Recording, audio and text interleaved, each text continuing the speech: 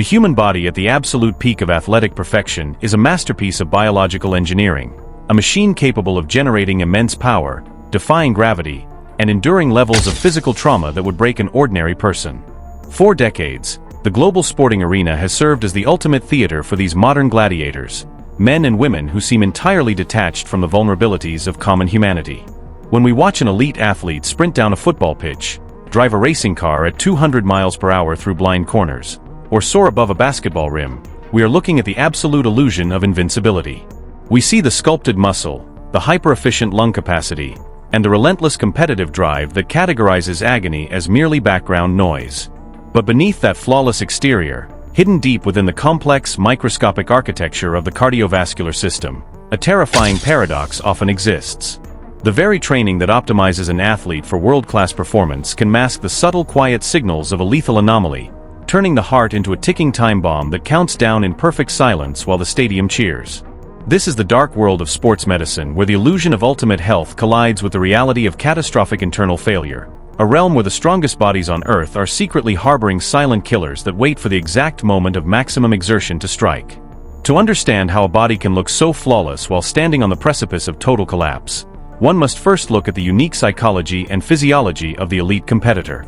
Athletes are conditioned from childhood to ignore discomfort, to file pain away in a remote corner of their consciousness, and to push past the boundaries of standard human fatigue. When an ordinary person feels a strange flutter in their chest, a sudden wave of unprovoked heat, or a profound shortness of breath, they stop, rest, and seek medical attention. When an elite athlete experiences those exact same symptoms in the middle of a championship setting, their brain processes it not as a warning sign, but as an obstacle to be conquered through sheer force of will. This psychological armor, while necessary for achieving greatness, creates a lethal barrier between the athlete and their survival instincts. It means that the early chapters of a fatal medical event are often written in plain sight, recorded by high-definition television cameras, broadcast to millions of homes, and completely misread by trainers, fans, and the athletes themselves. It is only in the horrific clarity of retrospect that the scattered pieces of the puzzle begin to form a coherent, devastating picture. Consider the haunting case of Hank Gathers, a basketball player whose name remains permanently etched into the consciousness of American sports as both a symbol of transcendent talent and a grim reminder of human fragility. In the late 1980s, Gathers was a devastating force for Loyola Marymount University, a powerhouse forward who led the entire nation in both scoring and rebounding during the 1989 season. He was a physical specimen of pure power and explosive agility, a player projected to be a top pick in the National Basketball Association draft. To anyone watching from the stands, Gathers was the picture of perfect health, a young man with a limitless future whose body seemed utterly impervious to weakness.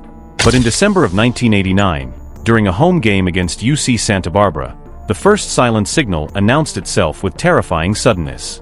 Gathers collapsed on the court, his body hitting the hardwood without warning. At the time, the public and the basketball world hoped it was a transient anomaly, perhaps severe dehydration or temporary exhaustion brought on by the frenetic, ultra-fast pace of his team's legendary offensive system. The subsequent medical evaluation, however, revealed a much deeper, more insidious reality. Gathers was diagnosed with an abnormal heart rhythm known as cardiac arrhythmia, a condition where the electrical impulses that regulate the heartbeat become erratic, chaotic, and dangerously uncoordinated. He was prescribed a beta blocker, a medication designed to stabilize the heart's rhythm and prevent it from spiraling into a fatal pattern during periods of high stress. For an elite athlete, however, a beta blocker can feel like a heavy anchor dragged behind a racing boat. The medication suppresses adrenaline, lowers the maximum heart rate, and can induce a sense of profound lethargy that actively strips away the competitive edge required to play at the highest level.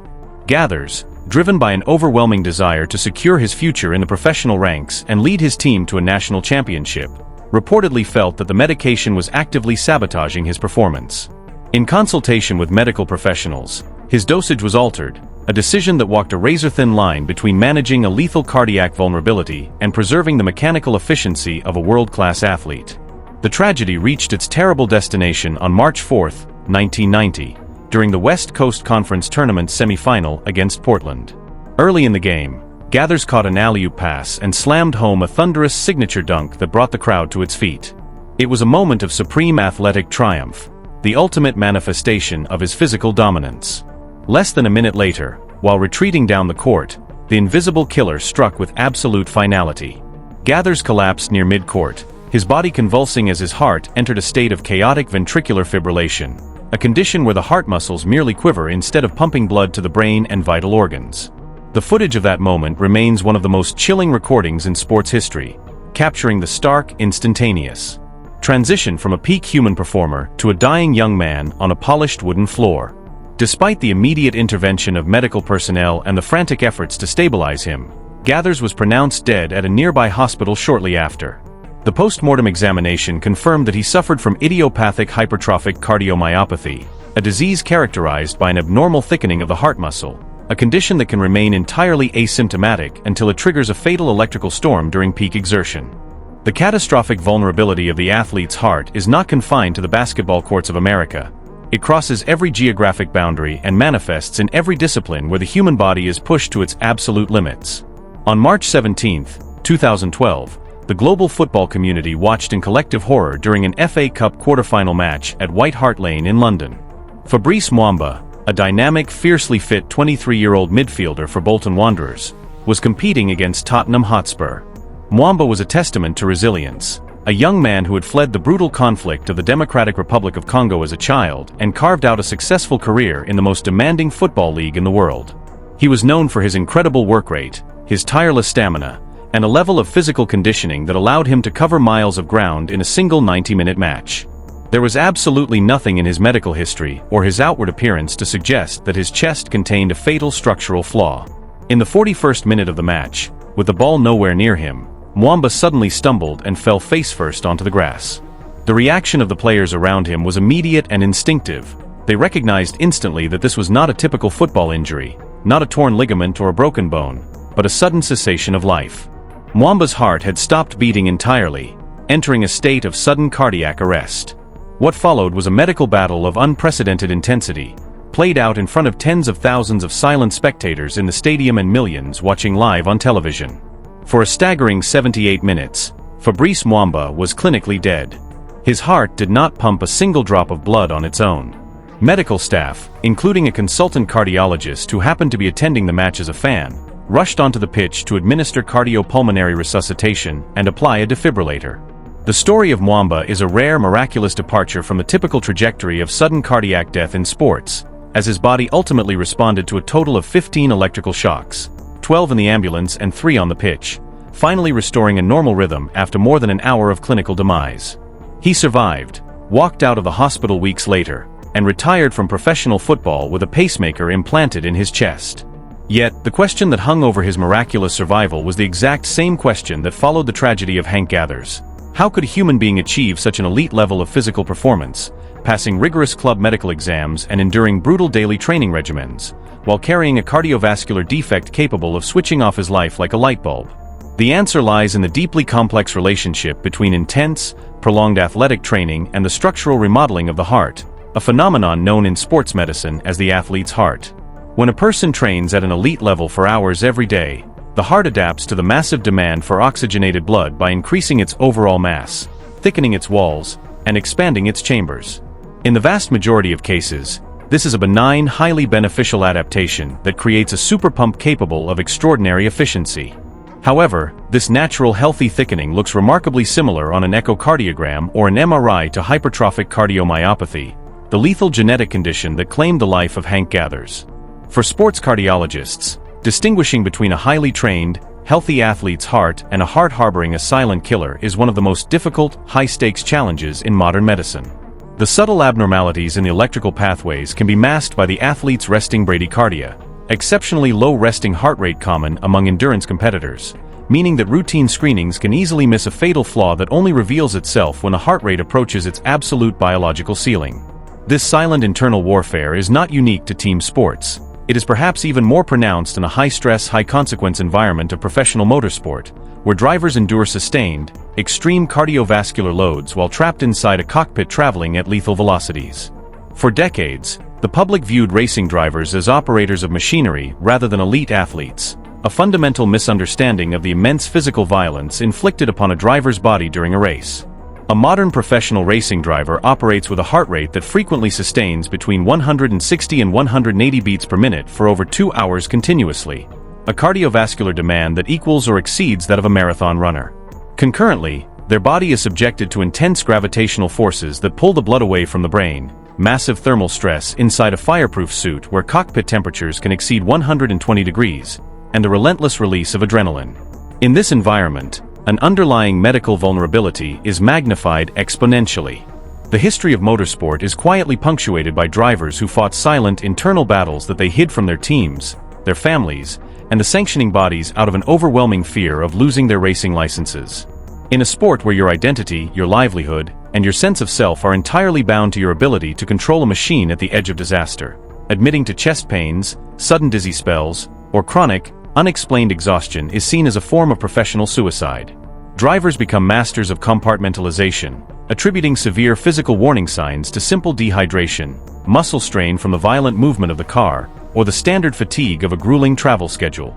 They push through the silent signals, relying on the immense surge of race day adrenaline to override a body that is quietly fracturing from within. The danger of this stubborn resilience becomes manifest when an athlete's hidden condition compromises their cognitive or physical control at a critical moment. Unlike a basketball player or a football player who collapses onto a soft grass pitch or a wooden floor, a racing driver who suffers a sudden cardiovascular event or an unexpected lapse in consciousness becomes a passenger in a multi-thousand-pound projectile traveling at terrifying speeds. The line between a mechanical failure, a driver error, and a sudden silent medical emergency becomes profoundly blurred, leaving investigators to sift through the wreckage of a high-speed impact trying to determine if the car failed the driver, or if the driver's body failed the car. Modern sports science has begun to peel back the layers of these hidden medical mysteries, utilizing advanced genetic testing, continuous telemetry that monitors an athlete's vitals in real time during competition, and ultra-high-definition imaging techniques. Yet, despite these massive technological leaps, the human element remains the most unpredictable variable in the equation. The fundamental architecture of the elite competitor is designed to resist vulnerability, to view any admission of physical frailty as a psychological defeat that could give their rivals an advantage. This mindset creates a dangerous culture of silence, where minor symptoms are minimized, hidden from team doctors, and endured in isolation until they evolve into a catastrophic event. The phenomenon of the silent killer in sports is not limited to structural heart defects or electrical arrhythmias. It can manifest in the form of quiet, creeping vascular issues such as deep vein thrombosis and pulmonary embolisms, conditions that are paradoxically accelerated by the lifestyle of the modern elite athlete. World-class competitors frequently travel long distances on international flights immediately following periods of intense, dehydrating physical exertion. This combination, prolonged immobility in a pressurized cabin coupled with a hypercoagulable state brought on by acute muscle damage and dehydration, creates the absolute perfect environment for a blood clot to form in the deep veins of the legs. If that clot breaks free and travels through the bloodstream to the lungs, it becomes a pulmonary embolism, an instantly life-threatening emergency that can present initially as nothing more than a persistent, irritating cough or a mild tightness in the chest. An athlete, accustomed to dealing with respiratory infections, sinus colds, or minor rib injuries, will almost always misinterpret a creeping pulmonary issue as a standard training obstacle. They will use inhalers, take over-the-counter cough suppressants, and continue to train and compete at the highest level, completely unaware that every contraction of their massive muscles is pushing them closer to a total vascular blockage. The cough that shows up during a routine media interview or a midweek practice session is dismissed as background noise, a minor inconvenience to be pushed through in the pursuit of the next victory. It is only when the blockage becomes so severe that the heart can no longer pump blood through the lungs that the illusion of health shatters, often leaving a family, a team, and a fan base asking how something so devastating could have been missed when the warning signs were technically present for days or weeks. The true tragedy of these medical mysteries lies in the profound contrast between the public perception of the athlete and their private biological reality. We build monuments to these individuals, paint their faces on stadium walls, and project our own desires for strength, immortality, and perfection onto their careers.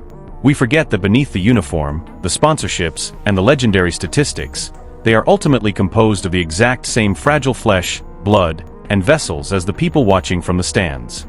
Their ability to run faster, jump higher, or drive harder does not grant them immunity from the fundamental laws of human biology. In many cases, it merely raises the stakes, ensuring that when a failure does occur, it happens with the maximum possible velocity in front of the largest possible audience. As we look back at the history of these sudden, shocking collapses and unexpected passings across the global sporting landscape, a clear and chilling pattern emerges. The story is almost never one of instantaneous, unprovoked catastrophe. It is a story of a silent internal countdown that announced itself through subtle, polite whispers that the sport was simply not calibrated to hear. The radio transmission requesting a doctor after a race, the brief stumble during a warm-up drill, the casual comment to a reporter about a lingering respiratory issue, the sudden wave of uncharacteristic heat during a routine practice session. These are the quiet footfalls of the invisible killer moving through the room while everyone else is focused on the scoreboard. To survive in the brutal, uncompromising world of elite sports, an athlete must believe, on some fundamental level, that they are unbreakable. It is this specific delusion that allows them to climb into a racing car after a horrifying crash, to step back onto a basketball court with a heavily taped joint, or to run until their lungs burn with the intensity of an open flame. But this exact same delusion is what makes them so profoundly vulnerable to the diseases that operate in the dark corners of the human frame. When a body is trained to silence every cry for help from its own tissues, it loses the capacity to save itself from a structural or electrical failure that cannot be conquered by willpower alone. The legacy of competitors like Hank Gathers, and the miraculous survival of individuals like Fabrice Mwamba, have forced a massive systemic re-evaluation of how sports medicine approaches the concept of health. It has led to the mandatory installation of automated external defibrillators at every major sporting venue, the implementation of rigorous cardiac screening protocols for young athletes, and a growing awareness of the hidden dangers that lie beneath a perfect physique. Yet, the central paradox remains unresolved. As long as we demand absolute perfection from our sporting heroes, and as long as those heroes possess the relentless, unyielding spirit that defines the very essence of greatness, the silent killers of sports history will continue to find a place to hide. They will continue to mask themselves as background noise, waiting quietly in the chest of the next champion, riding along at 200 miles per hour, running down the pitch, or waiting for the final whistle to announce their presence to a world that isn't listening until it is entirely too late. The human cost of these medical mysteries extends far beyond the loss of athletic talent or the disruption of a championship season.